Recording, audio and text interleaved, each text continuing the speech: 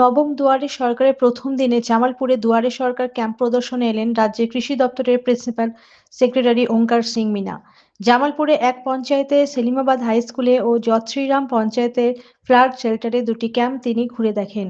তার সাথে ছিলেন পূর্ব বর্ধমানের জেলা শাসক আইএএস আয়েশা রানী, সদর দক্ষিণ মহকুমার শাসক বুদ্ধদেব পান, জেলা তথা সাংস্কৃতিক আধিকারিক রামশঙ্কর মণ্ডল, ছিলেন জামালপুরের বিধায়ক অলোক কুমার মাঝি, পঞ্চায়েত সমিতির সভাপতি পূর্ণিমা মালিক, সহ-সভাপতি ভূতনাথ মালিক, বিডিও পার্থসারথী দেব, পূর্ত কর্মাধ্যক্ষ মেহমুদ খান সহ অন্যান্যরা।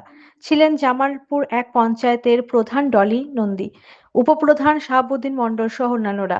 ক্যাম্পে প্রতিটি প্রকল্পের জন্য নির্দিষ্ট কক্ষগুলিকে নিয়ে যেমন আধিকারিকদের সাথে কথা বলেন, তেমনি বিভিন্ন উপভোক্তার সাথেও কথা বলেন।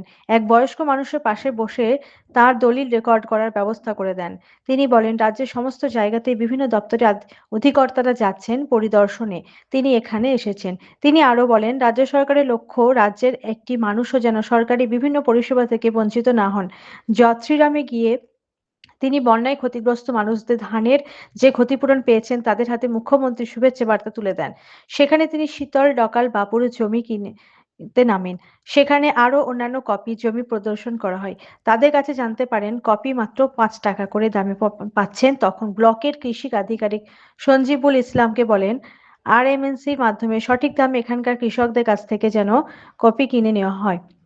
পশ্চিমবঙ্গ সরকারের কৃষি দপ্তরের সর্বোচ্চ অধিকর্তাকে সামনে পেয়ে বেশ খুশি সাধারণ মানুষ থেকে উপভোক্তারা।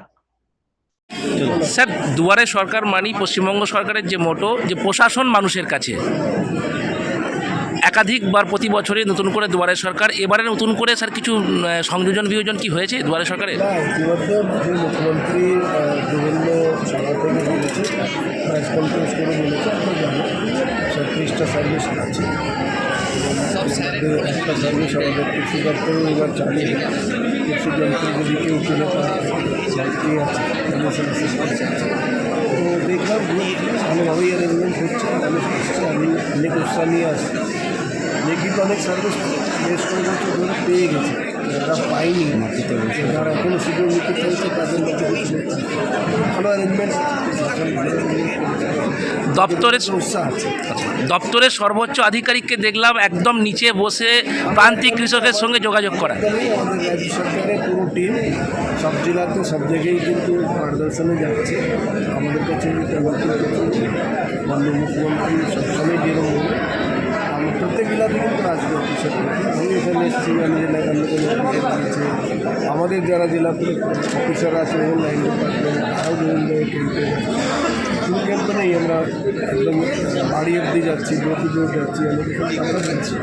তো লোকেরা যখন সার্ভিস পেয়ে যাচ্ছে, ভালোই লাগে। জামালপুর আপনার কাছে পুরনো জায়গা নয়, এর আগেও আপনি জামালপুরে অনেকবার এসেছেন। আজকে ক্যাম্প দেখলেন কেমন স্যার? আজকে ক্যাম্প কেমন দেখলেন এখানে? বাকি এই ক্যাম্প চালানো অনেক বেড়ে যাবে। থ্যাংক ইউ, আপনারা সহযোগিতা করুন, মানুষ যেন জানতে পারে। দুয়ারে সরকার হচ্ছে কততম দুয়ারে সরকার এবং কি কি রয়েছে এই দুয়ারে সরকারের চমক কি রয়েছে নতুনত্ব? দেখুন, দুয়ারে সরকারে এখন পর্যন্ত আমাদের আজকে শুরু হয়েছে।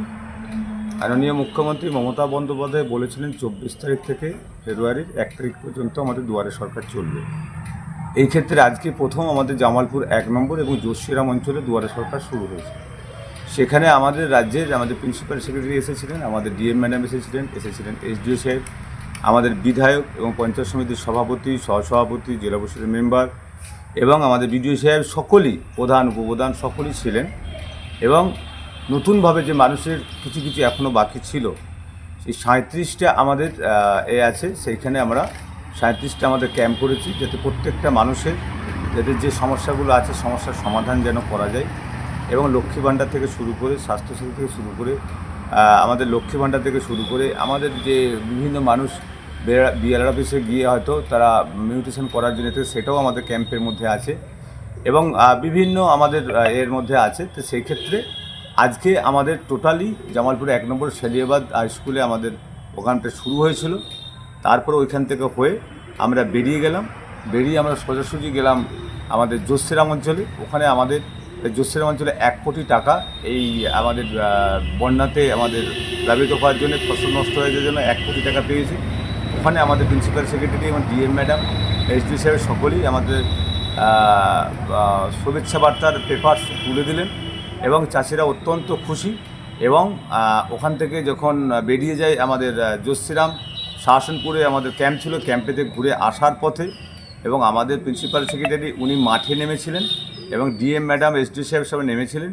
ওখান থেকে হয়ে হয়তো আগামীকাল আমাদের একটা খবর আছে, যেহেতু কপি ওখানে দেখতে গিয়েছিলেন, কপির দাম কমের জন্য আমাদের কালকে সকালবেলা মনে হয় আমাদের বিডিও সাহেব বলবেন, এসডি সাহেব বলবেন, তাহলে কিছু কপি কেনার জন্য রাজ্য সরকারের পক্ষ থেকে ওখানে পাঠাবেন।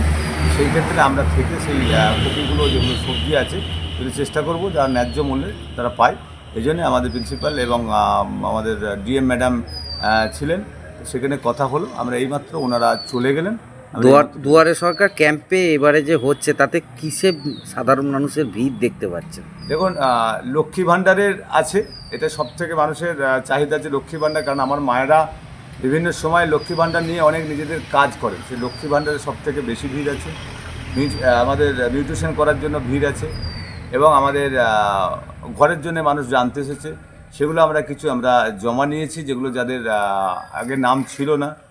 সেই ক্ষেত্রে আজকে যেগুলো আমাদের অনেক মানুষ অত্যন্ত খুশি যে জামালপুর ব্লকে যে বাংলা ভাষার জন্য ঘর পেয়েছি, তারা অনেক শুভেচ্ছা এখানে দেওয়ার জন্য এলাকায় এসেছিলেন।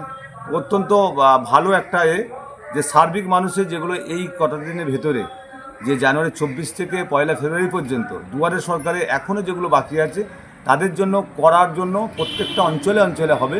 তো প্রত্যেকটা অঞ্চলের মানুষ যেন আপনাদের যে সমস্যাগুলো আছে এসটি কার্ড থেকে শুরু করে এসসি এসটি কার্ড যেগুলো আছে সেইগুলো আপনারা প্রত্যেকেই কিন্তু প্রত্যেক ক্যাম্পে আপনাদের পেপারপত্র নিয়ে হাজির হবেন। এবং ওখানে আমরা প্রত্যেকেই বিডিও সাহেব থেকে বিধায়ক আমাদের সভাপতি সকলেই প্রত্যেকেই আমরা প্রত্যেকটা ক্যাম্পেই যাচ্ছি, যাতে সাধারণ মানুষের সঙ্গে কথা বলে যেগুলো সমস্যা সেগুলো আমরা করে দেওয়ার চেষ্টা করছি আধিকারিকদের মাধ্যমে।